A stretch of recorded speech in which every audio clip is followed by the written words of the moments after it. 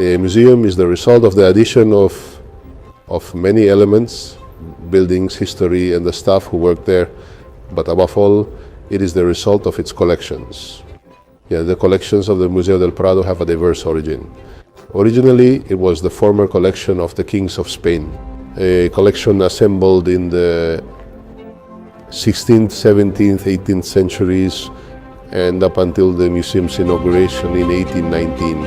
After that date, collections from institutions that no longer exist have been added to the Prado Museum, such as the Museum of the Trinity, which brought to the museum a good number of works of ecclesiastical origin. Or the Museum of Modern Art, which contributed paintings from the late 19th century and early 20th century.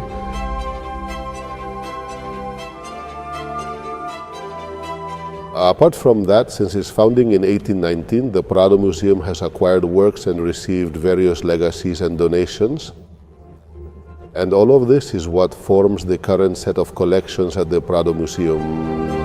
All in all, if there is a collection that somehow defines or gives character to the Museo del Prado, it is the old royal collection. And it's important to remember that the kings and queens of Spain were neither art historians nor modern museum curators.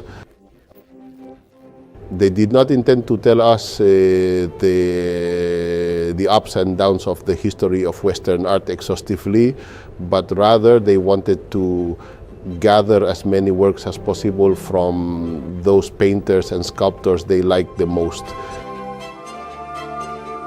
This explains some defining characteristics of the Museo del Prado's collection.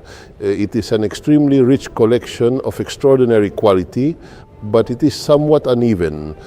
There are some gaps due to the likes or dislikes of the time.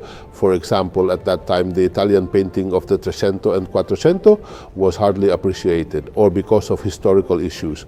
Dutch painting is not abundant in the Prado Museum as a consequence of the 80 years of war between Spain and the Netherlands, no?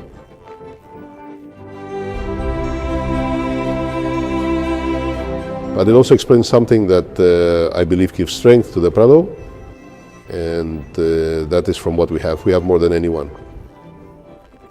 And what we have are some of the absolutely essential painters in the history of Western art: Bosch, Titian, Rubens, Velázquez, El Greco, Goya.